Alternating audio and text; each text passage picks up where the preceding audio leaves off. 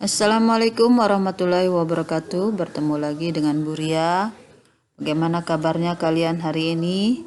Mudah-mudahan tetap semangat untuk belajar dan tetap dalam keadaan sehat. Kali ini kita akan melanjutkan materi tentang fluidostatis. Kita review mulai dari hukum Archimedes.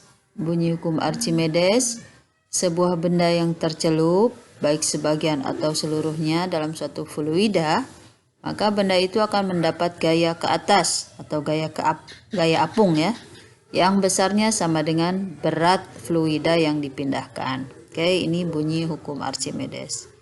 Penerapan hukum Archimedes pada alat seperti hidrometer, kapal laut, kapal selam, jembatan ponton, galangan kapal, dan balon udara. Jadi 6 ini yang akan kita bahas ya, penerapan hukum Archimedes.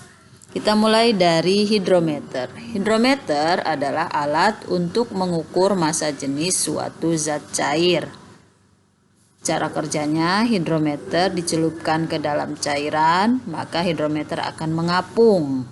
Nah, banyaknya bagian yang mengapung tergantung pada besarnya massa jenis cairan. Penerapan yang kedua, kapal laut. Nah, kapal laut supaya tetap mengapung, dia memiliki batas kapasitas. Nah, batas kapasitas ini yang harus diperhatikan agar kapal tidak tenggelam.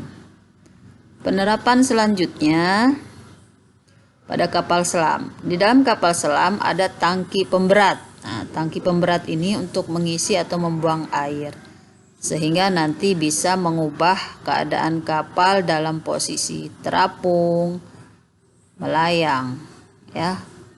Jadi dengan mengatur banyaknya air yang diisi atau dibuang.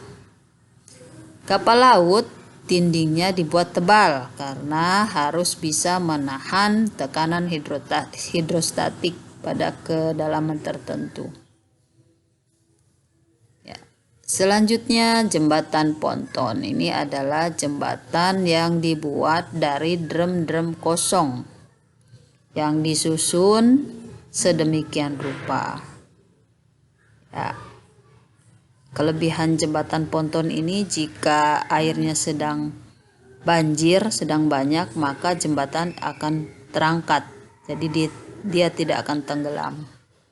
Jadi dia mengikuti naik turunnya permukaan air sungai. Selanjutnya, balon udara.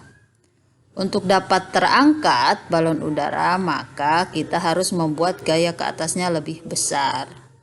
Nah, bagaimana caranya? Dengan diisi gas yang massa jenisnya lebih kecil dari massa jenis udara, sehingga balon bisa terangkat.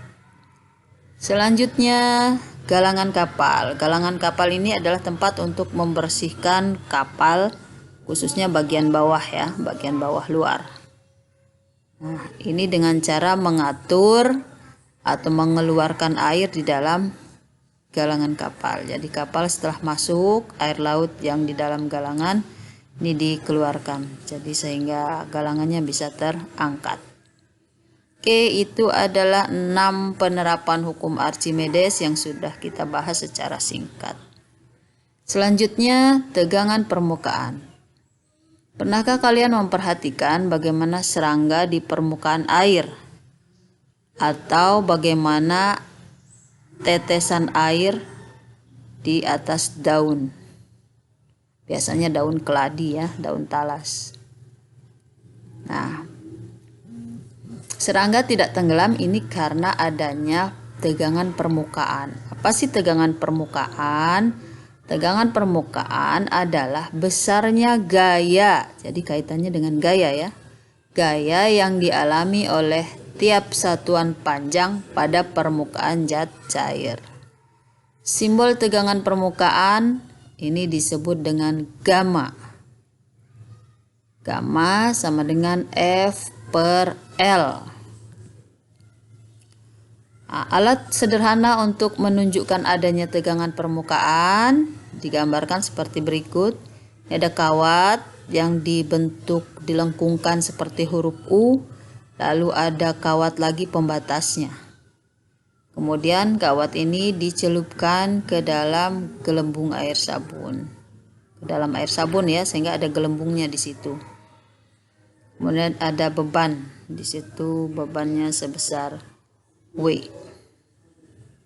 Berapa besar tegangan permukaan pada kawat? Besarnya gamma sama dengan F per 2L. Oke, ini keterangannya. Gamma tegangan permukaan, F-nya gaya, L-nya panjang. Oke, ini tentang tegangan permukaan. Selanjutnya, gejala meniskus. Gejala meniskus adalah gejala melengkungnya permukaan zat cair di dalam bejana akibat pengaruh kohesi dan adesi. Kohesi adalah gaya tarik-menarik partikel yang sejenis atau molekul yang sejenis. Adesi gaya tarik-menarik partikel atau molekul yang berbeda jenis. Nah, untuk contoh ya ada air ya. Kemudian yang bawah ini raksa. Gejala meniskus ada 2. Pada air disebut dengan meniskus cekung. Oke, kita perhatikan ini bentuknya cekung. Sudutnya, ini sudut kontaknya lebih kecil dari 90 derajat. Jadi ini membentuk sudut lancip. Nah, sedangkan pada raksa disebut meniskus cembung. Nah, bentuknya cembung. Seperti ini ya, cembung. Nah, sudut kontaknya lebih dari 90 derajat, sudut tumpul. Oke, ini tentang gejala meniskus. Selanjutnya gejala kapilaritas. Kapilaritas adalah peristiwa naik atau turunnya zat cair di dalam pipa kapiler dibandingkan zat cair yang ada di luarnya. Ini juga akibat dari pengaruh kohesi dan adesi. Pipa kapiler ini adalah pipa yang kecil ya, diameternya sempit. Panjang naik atau turunnya zat cair dalam pipa kapiler dirumuskan dengan Y sama dengan 2 gamma cos theta dibagi rho kali R kali G. Oke, keterangannya ada gamma tegangan permukaan, theta sudut kontak, rho massa jenis, R-nya jari-jari penampang pipa kapiler, G-nya percepatan gravitasi. Oke, viskositas. Viskositas adalah ukuran kekentalan fluida yang menyatakan besar kecilnya gesekan di dalam fluida. Semua fluida, baik zat cair maupun gas, dia mempunyai viskositas. Semakin besar viskositas, maka semakin sulit fluida tersebut untuk mengalir. Artinya dia semakin kental. Alat untuk mengukur viskositas disebut dengan viskosimeter. Zat cair lebih kental dibandingkan gas, sehingga gerak benda di dalam zat cair akan mendapatkan gesekan yang lebih besar dibandingkan di dalam gas.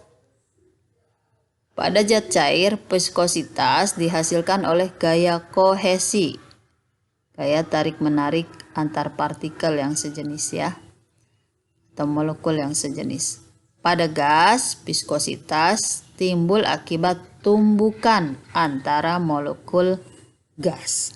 Oke, ini yang kita bahas sedikit tentang viskositas. Sebuah benda bergerak dalam sebuah fluida, dalam suatu fluida kental, bergerak dengan kelajuan V, kemudian koefisien viskos ini, koefisien fluidanya disebut eta, seperti huruf N itu dibacanya eta.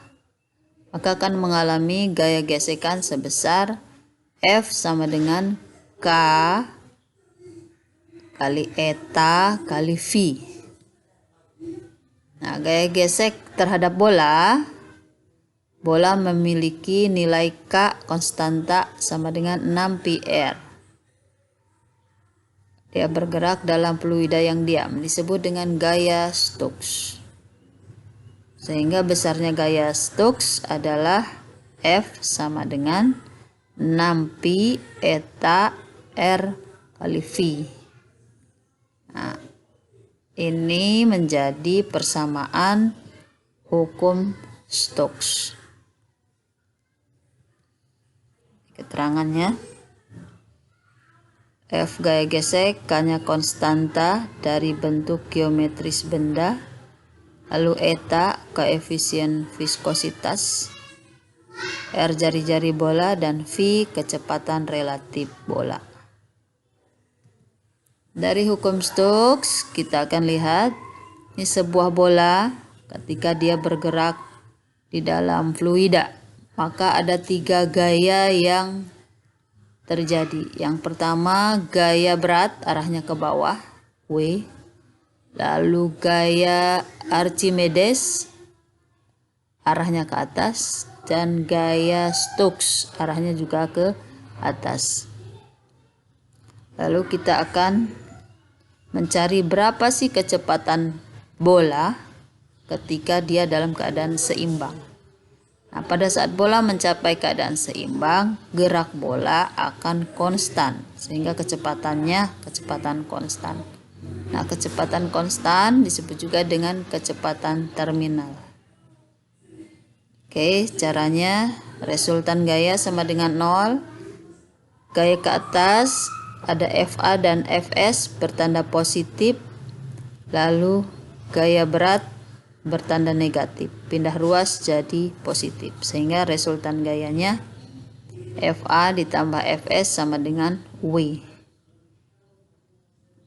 FA kita ganti rho F kali G kali V, lalu FS gaya Stokes 6pi eta R kali V sama dengan M kali G. Nah, volume bola 4/3 PR kuadrat, kita ganti. Massa bola, ini M kali G. M massa di situ berubah jadi V kali rho ya. Jadi 4/3 PR pangkat 3 kali rho benda.